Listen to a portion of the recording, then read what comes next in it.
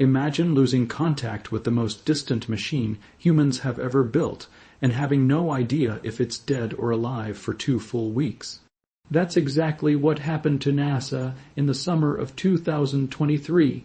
A single mistaken command sent to Voyager 2, more than 12 billion miles from Earth, knocked its antenna out of alignment and cut off all communication.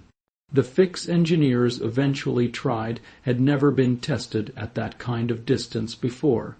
It meant blasting a signal into deep space using the most powerful transmitter on the planet, and hoping a spacecraft built in the 1970s was still capable of hearing it. That single event, and everything else that has happened to Voyager 2 since, turns out to be a far stranger and more compelling story than most people realize. None of it needs any embellishment to sound extraordinary. So let's walk through what actually took place out there, what's happening to this spacecraft right now, and how much time humanity's long-running conversation with deep space actually has left. Voyager 2 lifted off in August 1977, a few weeks ahead of its twin, Voyager 1, even though Voyager 1 later took a quicker, more direct path out of the solar system and eventually passed it. Voyager 2, by contrast, took the long way around. That choice is exactly what made it the only spacecraft in history to fly past all 4 of the solar system's giant planets, Jupiter, Saturn, Uranus, and Neptune. That flight path was only possible because of a rare alignment of the outer planets, one that happens roughly once every 175 years. It allowed a single spacecraft to use each planet's gravity as a slingshot, flinging itself toward the next world instead of relying purely on its own fuel. If NASA had missed that launch window, the mission as we know it simply wouldn't have happened. Along that journey, Voyager 2 delivered some of the most significant planetary discoveries of the 20th century. It spotted active volcanoes erupting on Jupiter's moon Io. It found geysers blasting off the surface of Neptune's moon Triton. It revealed the strange sideways tilt of Uranus and its oddly skewed magnetic field. And it captured close-up images of Uranus and Neptune that remain unmatched to this day, simply because no other spacecraft has ever been sent to either planet since. Nothing built afterward has gone back to confirm or expand on what Voyager 2 saw there. Its data is still, in a very real sense, the only data we have. Beyond the science, both Voyager spacecraft carry something far more symbolic than any instrument on board. A gold-plated phonograph record packed with sounds, images, music, and greetings from Earth, sealed in a protective case engraved with instructions on how to play it, in case it's ever found by someone or something out there. The team behind that record, led by astronomer Carl Sagan, spent months debating exactly what should represent humanity to any future discoverer. They eventually settled on a mix of natural sounds, greetings spoken in dozens of languages, and a carefully curated set of music meant to say something honest about life on Earth without claiming to speak for everyone on it. The mission's original plan was to tour the outer planets and then wrap up. But once that primary tour ended in the late 1980s, both spacecraft simply kept going. They eventually reached the heliopause, the boundary where the sun's influence fades and true interstellar space begins. Voyager 1 crossed that line in 2012. Voyager 2 followed in 2018, becoming only the second human-made object to ever leave the protective bubble our sun carves out of the galaxy. Both spacecraft are still out there today, still transmitting, still officially part of an active NASA, a mission nearly 5 decades after they launched. That alone is something nobody on the original engineering team expected. The mission was designed to last about 5 years. Everything beyond that has been unplanned bonus science, gathered by heart, where nobody ever built with this kind of lifespan in mind. Which brings us to July 2023, and the moment that came closer than almost anything before it to ending Voyager 2 mission for good. On July 21st, mission controllers at NASA, a jet propulsion laboratory, sent what was supposed to be a routine sequence of commands. Something in that sequence went wrong. Instead of keeping its high, gain antenna locked precisely on Earth, the antenna tilted about 2 degrees off target. 2 degrees sounds like nothing, barely noticeable if you were aiming a flashlight across a room. But Voyager 2 was over 12 billion miles away when it happened. At that distance, a 2-degree error is more than enough to break the connection entirely. The spacecraft could no longer receive commands from Earth, and its signal became too weak and too poorly aimed for the Deep Space Network's antennas to make any sense of. Voyager 2 went completely silent. To understand how serious that silence really was, it helps to think about distance in terms of time. Radio signals travel at the speed of light, and even at that speed, it takes somewhere around 18 to 19 hours to cross the gap between Earth and Voyager 2 in just one direction. That means any single back and forth exchange, a command sent out and a response received, eats up the better part of 2 full days before anyone on Earth even knows whether it worked. Under normal circumstances, this kind of drift wouldn't have been a crisis. Voyager 2 has a built-in safety routine that automatically resets its orientation and repoints its antenna toward Earth several times a year, purely as insurance against exactly this kind of misalignment. The problem was timing. That automatic reset wasn't due again until mid-October, nearly 3 months away. And nobody at NASA could be fully confident the aging spacecraft would make it that long without any way for engineers to step in if something else went wrong in the meantime. For a spacecraft running on power sources that have been quietly decaying since the days of the Ford administration, 3 months of total silence was an uncomfortably long stretch to simply sit and hope for the best. There was no way to check in, no way to send a diagnostic command, and no way to know if some unrelated fault might strike while the antenna sat pointed uselessly into the dark. So the team decided to try something that had never really been attempted at this kind of distance before. Engineers at the Deep Space Network's giant radio dish in Canberra, Australia, prepared what they informally nicknamed an interstellar shout, a command sent using the single most powerful transmitter available anywhere in NAS, a network.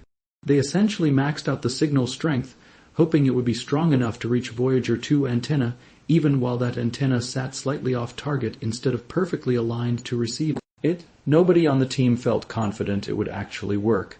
Just sending the command took more than 18 hours to physically travel the distance at the speed of light.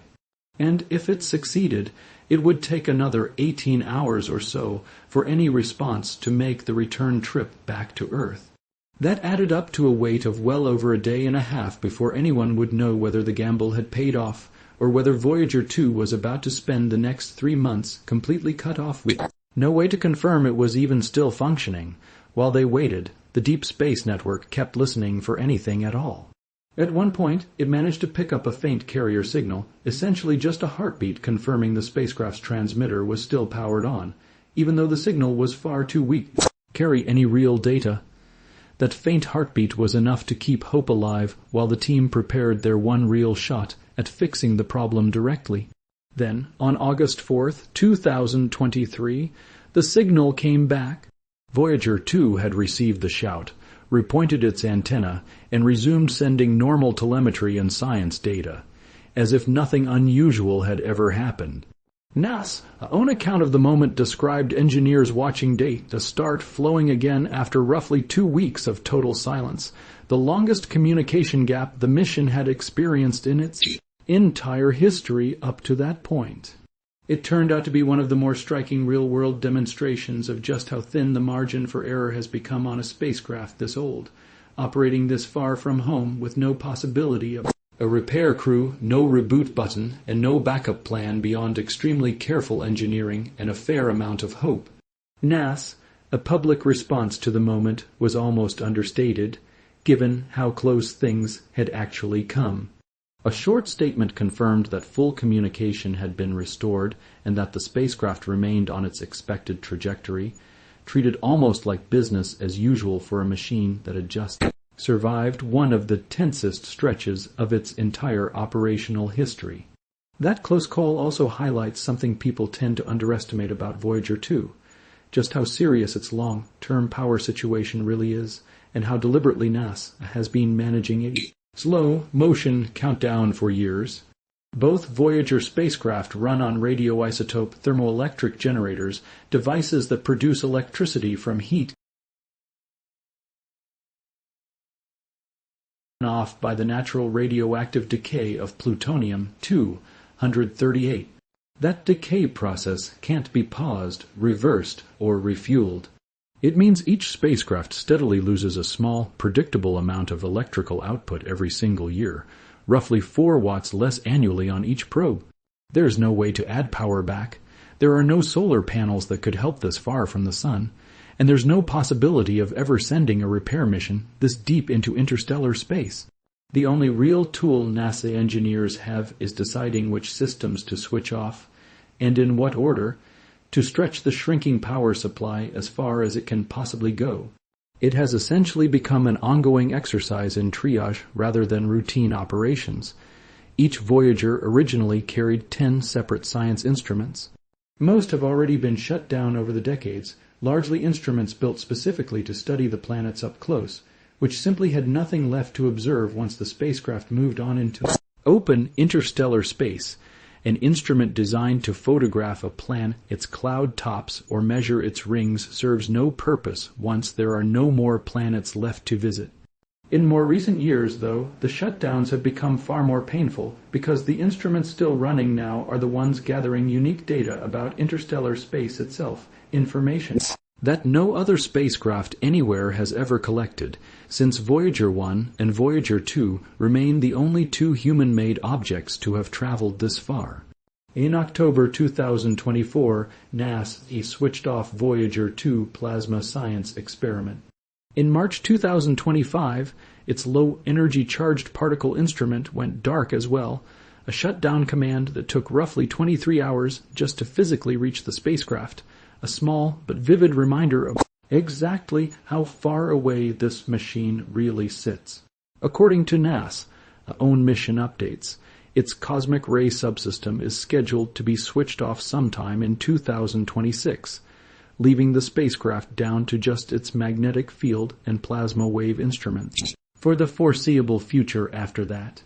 Voyager 1 has followed a nearly identical shutdown schedule on its own side, since both spacecraft carry essentially matching hardware and face the exact same power constraints, even though they now sit in different directions and different distances from Earth after decades of independent travel. Voyager 1 currently holds the distinction of being the single most distant human-made object in existence, having taken the more direct route out of the solar system from the very start. Engineers have even found creative ways to squeeze out a little extra runway. They've begun tapping into a small reserve of backup power, originally set aside purely as a safety buffer for the spacecraft's voltage regulation system, a mechanism designed to protect remaining instruments in case of a sudden and potentially damaging voltage swing. Rather than continuing to hold that reserve untouched indefinitely, the mission team made a deliberate decision a few years back to start actively spending that safety margin now, in exchange for a few more years of active science later. It's essentially a bet that the benefit of continued operation outweighs the small added risk of running without that particular backstop, the kind of trade-off that only makes sense on a mission this far along, where every additional instrument kept alive for even one more year represents genuinely irreplaceable data that nothing else currently in existence is positioned to collect. That thought alone is worth sitting with for a moment. Right now, in 2026, Voyager 2 is still a living mission. Engineers still send it commands it still writes back. Scientists are still analyzing fresh data pulled from a region of space that had never been directly measured before either Voyager spacecraft reached it. But that active chapter is measurably closer to its end than its beginning. The instruments still running today were chosen because they are the last ones capable of teaching us something we don't already know. Every remaining watt of power is being spent on genuinely new information, not routine confirmation of what's already understood. That's a rare situation for any scientific instrument, let alone one built nearly 50 years ago. It also puts into perspective just how much of what we know about interstellar space actually comes from this one aging spacecraft and its twin. Before Voyager 1 and Voyager 2 physically crossed the heliopause, everything scientists believed about that boundary was theoretical, built from models and indirect observations made from within the solar system. Once actual instruments were sitting on the other side of that boundary, several of those assumptions had to be revised. The sharp, sudden jump in plasma density that both spacecraft detected wasn't predicted with that kind of precision beforehand. The unexpected patterns in the magnetic field still don't perfectly match earlier theoretical models today.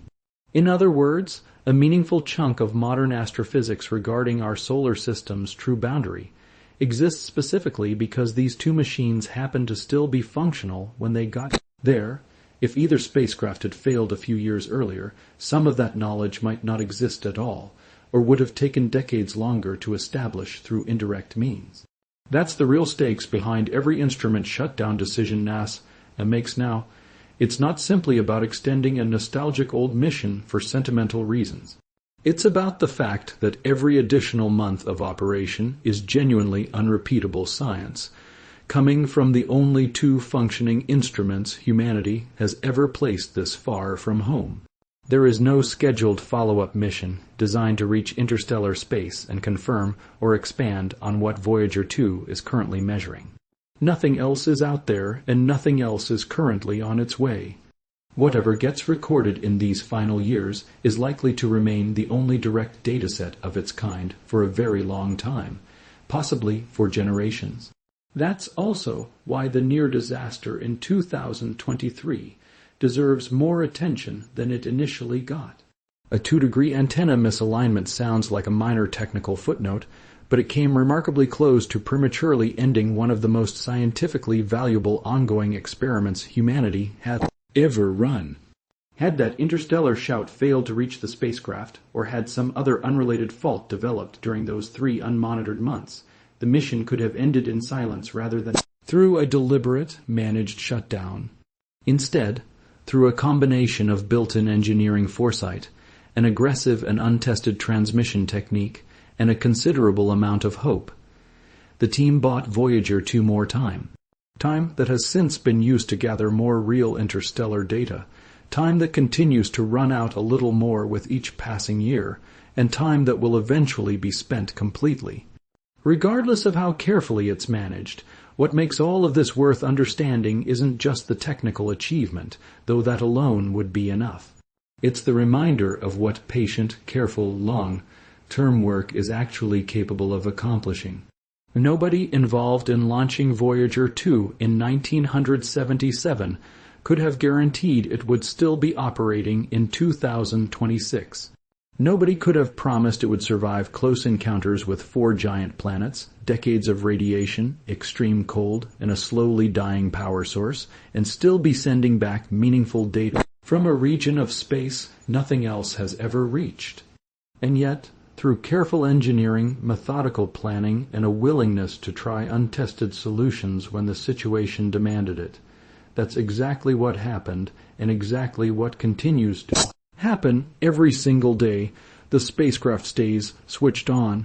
Somewhere out past the edge of our solar system right now, moving through the emptiness of interstellar space at roughly 10 miles every second, Voyager 2 is still doing its job. It's still listening for commands from a planet it left behind nearly 50 years ago, still answering when engineers call, and still carrying a golden record meant to represent all of humanity. Anyone or anything that might ever find it. That's not science fiction. That's a documented, ongoing reality happening right now, built entirely on real engineering, real physics, and real human persistence. If this story made you appreciate just how remarkable Voyager 2 journey really is, don't let it end here. Hit like on this video so more people get the chance to learn about it. Subscribe if you want more deep dives into space missions and the science behind them, and drop a comment below with what part of this story surprised you the most. Voyager 2 is still out there right now, still working, still listening, and this may be one of the last chapters of its story we get to witness. Thanks for watching, and I'll see you in the next one.